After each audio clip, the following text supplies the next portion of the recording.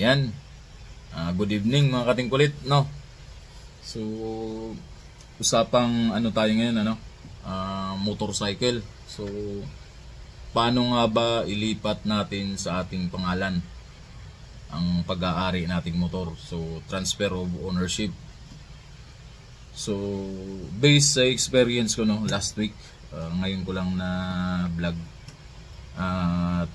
Kumbaga ngayon ko lang na dokumento ngayon, ano, kasi parang sa stress ko doon sa paano mailipat yung ownership ng dalawa kong motor, ano.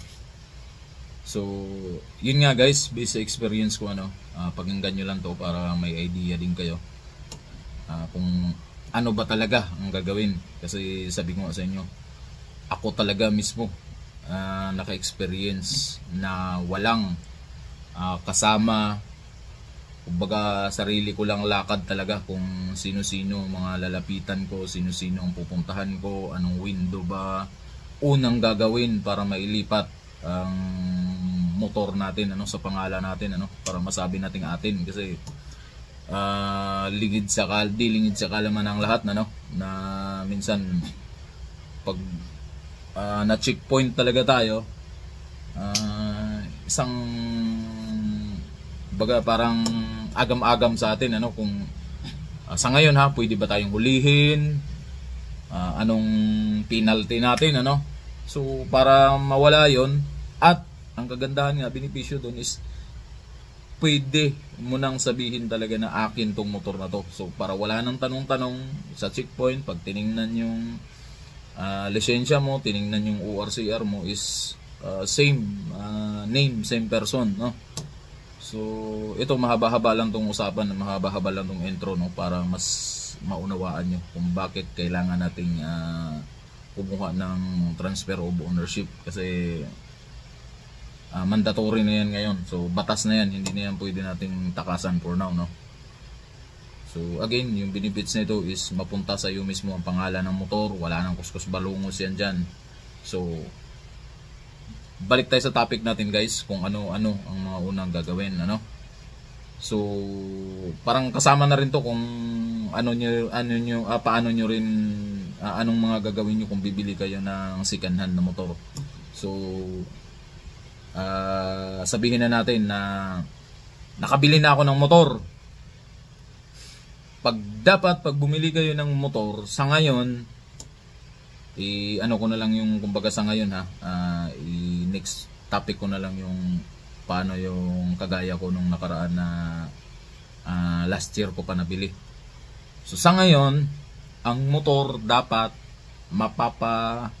dapat ipangalan mo na sa pangalan mo. Magiging iyo na. Paulit-ulit ako.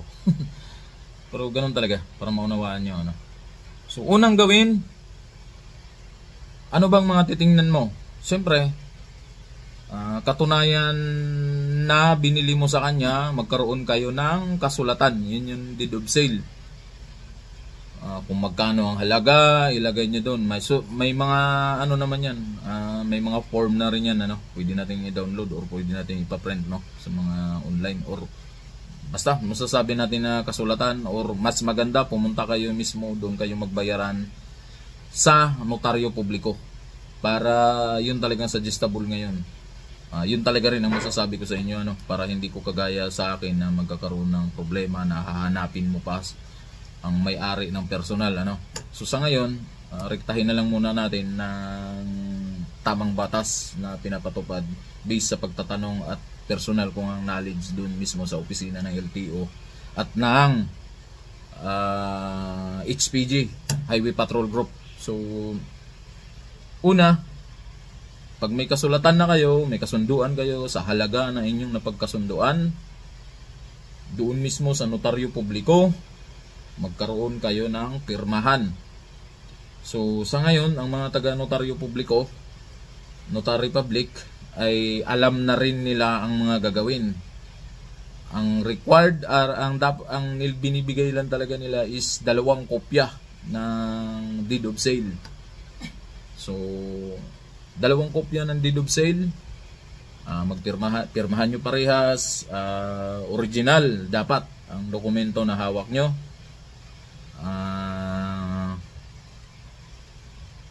Pag pirma mo, pirma din siya. Pipirma pa kayo dun sa libro ng taga Notary Public, ano, para patunay na nagkaroon talaga kayo ng kasulatan. So, pag pirma nyo doon, pirma, bla bla bla, or anong napagkasunduan nyo doon, kakibat doon, yung bayaran. Pagkatapos noon, may pirma na kayo. Ang sabi sa akin ng LTO ay mayroon kayo sa ngayon dapat na 20 days na pumunta sa HPG, kumuha kayo ng clearance kung tawagin sa HPG. So dala-dala nyo ang number 1 requirements na deed of sale na pagkasunduan nyo. So sa deed of sale siguro naman na tiningnan nyo na, no? Chinik nyo na rin yung motor nyo kung original ba ang deed of sale o ano pala to, bago mo bayaran ha, bago kayo magkaroon ng kasulatan. So jump off na lang tayo dun sa nagkaroon na kayo ng kasulatan. So legit lahat, nakita mo na legal nga lahat yung ORCR at sumang-ayon ka na sa halaga. Pumunta na kayo ng HPG kasi meron lang kayong 20 days, or di ko alam kung pwede mo pang mapalawig yun, ano. Pero ang sabi nga, upon receive na upon pirmahan nyo, pwede kayong may 20 days kayo na palugit para pumunta sa HPG. Ngayon, pagpunta nyo ng HPG, dala-dala mo na yung wala na yung buyer. Siyempre, ikaw na lang na nakabili. Ang unang hahanapin agad sa iyo ay deed of sale. Dapat nakahanda na lahat. Lahat original ang hihingiin, isang kopya. Wala silang hinihingi na Xerox copy, ano, or authentic, o anong tawag dyan, basta kopya. Original mismo ang ibibigay mo sa kanila na deed of sale, original na ORCR. So after nun, yung ORCR na original is ibabalik naman sa'yo. So nga pala, mag-ready lang kayo ng Xerox, and then pagka binalik na sa'yo yung original na ORCR is sa kanila hihingiin yung Xerox na ORCR. Pero take note ha, yung original na deed of sale ay hindi na nila ibabalik sa iyo. So pagdating ng clear na lahat, original, tama lahat. Kasi take note din ha, sa mga, lalo na sa mga nakabili ngayon na nakalipas ng ilang taon na or ilang buwan na hindi original ang pirma na doon sa bond paper na napagkasunduan nyo or sa notaryo na yon, hindi updated ang ID ng pinagbilhan mo, sigurado hindi ka i-entertainin na ng taga HPG. I-reject na agad yung dokumento mo. Kailangan hanapin mo na mismo ang napagbilhan mo na tao, kung sino man yun. Kung first owner siya, kung second owner na siya, wala nang pakialam ang second owner nun. Babalik at pupunta ka talaga doon mismo sa first owner. Doon sa nakapangalan, naka-indicate yung name niya, address, sa ORCR, yung mismong tao na yun ang hahanapin mo para pumirma ng original na sulat kamay mismo, hindi Xerox ha. So after that, pag original lahat ng naipasa mo, ORCR, lahat ng pirma is original, tatlong specimen, anong tawag yan man? Tatlong pirma, tagalogin mo na lang.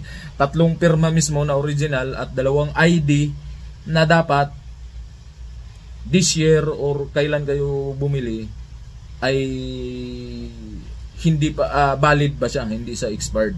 So may mga ID dapat kayo pag bumili natitingnan. So dapat hindi siya expired. SSS hindi yan nag-expired. Pag-ibig hindi yan nag-expired. So tingnan nyo ha yung ID kung expired na. Then pag tinanggap na ng HPG yon, sa ibang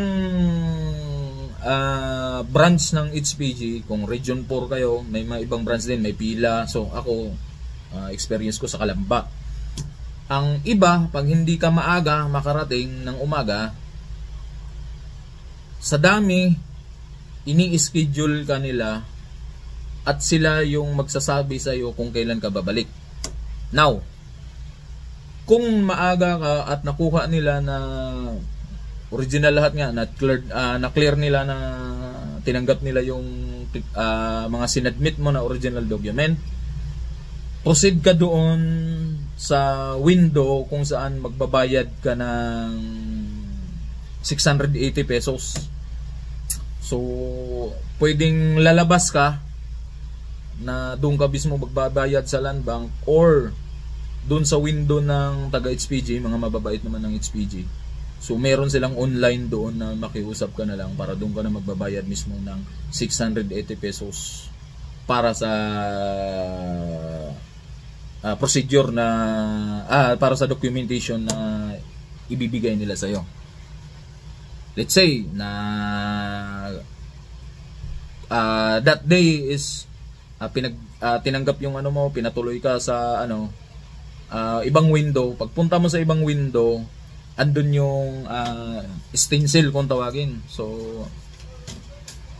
titingnan yung bangga ba yung nabili mong mismong motor mo, number, body or chassis doon sa tawag ito sa ORCR na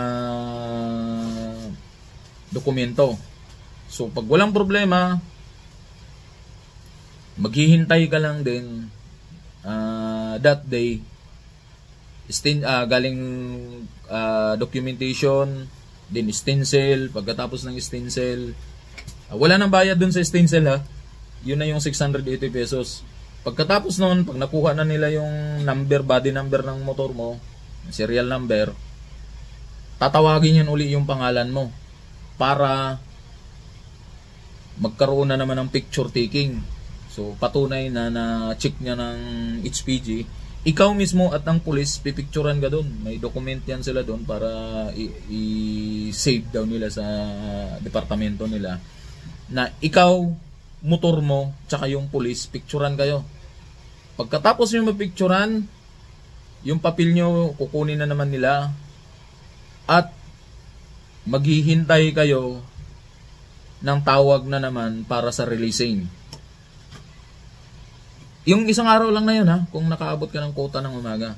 Pagdating ng releasing ng hapon or kailan natapos, or yung iba pinabalik pa nga ng umaga. Pag natapos ka ng hapon na yun, pag natapos lahat, huwag na natin sabing hapon, or natapos ka nyan, galing picture taking, mabilis, wala gaanong nagpapatransfer, konti lang ang mga taong pupunta. I-release na yung papel mo at sasabihan kayo, sir, maghintay muna kayo ng certain hour or ganito para sa releasing na. Pag sinabing releasing na, okay na yan lahat.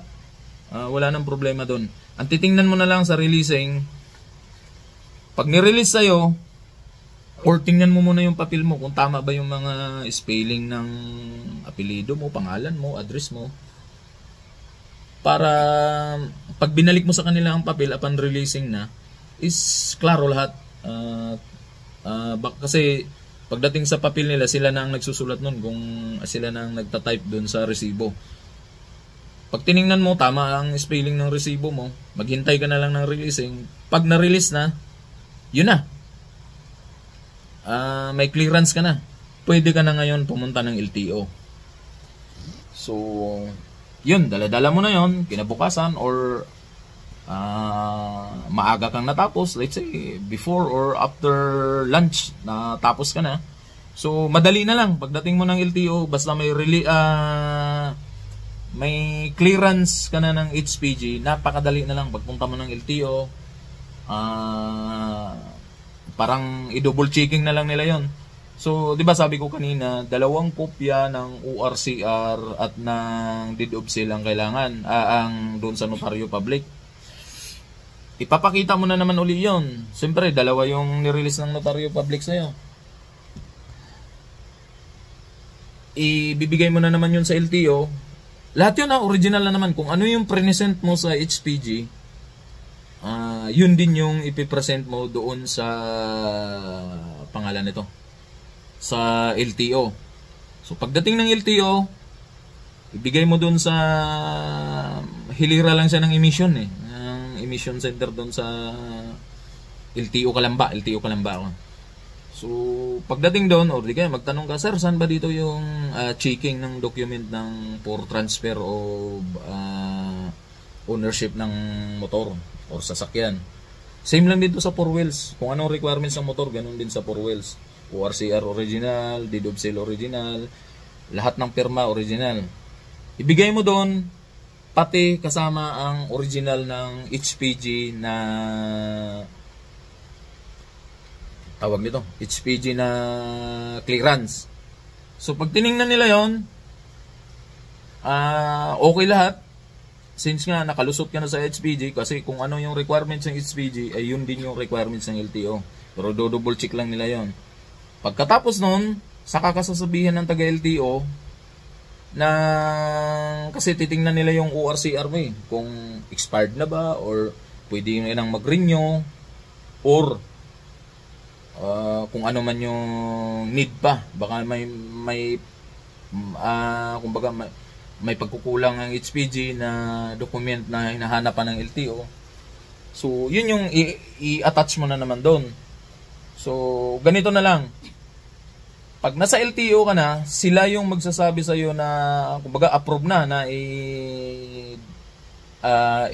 i-diretso ka na sa ibang window na naman, kasi from that window doon sa checking ng document mo kung tama ba yun lahat, that window sasabihin ka nun na, sir, kumuha ka ng bagong tawag nito, insurance, kasi may minsan na yung insurance ng luma mo pagka hindi pa malapit sa expired ay kinukonsider nila yun na i-transfer na lang sa pangalan mo. So, pero madalas, ang nangyayari daw, bis nga sa experience ko, ay pinapakuha nila mismo ng insurance ng motorcycle mo para nakapangalan na sa'yo yung tawag nito, yung insurance. So, pag nasa na yung pagkuha mo ng insurance, madali lang May mga insurance company din sa labas na pwede mong pagkuhanan at i-avail mo. So, sa labas ng LTO, nandun na mismo ang insurance nga kako at nagkakahalaga sa ng 750 pesos. Depende na yun, may mura daw dun sa Palawan or Cebuana. Tama ba ako, Palawan? Cebuana, parang ganun, nasa dalawa lang yan. After nun, pag may requirements ka na ng tawag nito, insurance, proceed ka na naman sa checking na ng ng motorcycle mo. May nag-assist na ng mga taga-LTO doon. Pag may insurance ka na, may ipipresent ka na ng insurance. Tapos, kunin nila yung motor, titingnan, checking lahat ng motor mo. Ilaw, para kang nagparehistro ang dating. Ilaw, busina. Kaya sa may mga loud horn, please lang, tanggalin niyo yung loud horn nyo. Nire-reject nila yon.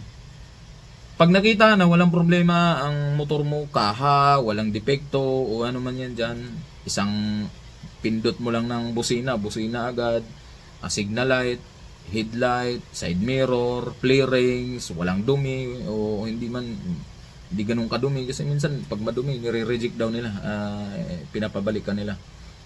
So okay na lahat doon, approve ka ng window na yan. Unang punta mo doon sa checking, punta ka na naman doon sa ibang window. Hindi na, nakalimutan ko lang yung window na yun papupuntahin ka naman, pero ka naman, i-assist nga ng taga LTO. Pagpunta mo doon sa window na yun, yun na, approve ka na, waiting ka na lang na maghihintay ka na lang ng payment. So 60 pesos lang sa HPG. Itong mga babayaran mo lang sa HPG, 680 pesos, and then insurance 750 pesos. Din sa LTO, transfer of ownership ng document mo is 60 pesos lang. Yun lang yung amount na nabanggit ko. Yun lang yung babayaran mo. Pagtapos ng tinawag ka na, galing ka sa window ng checking, tapos ipasa ka na dun sa for payment na.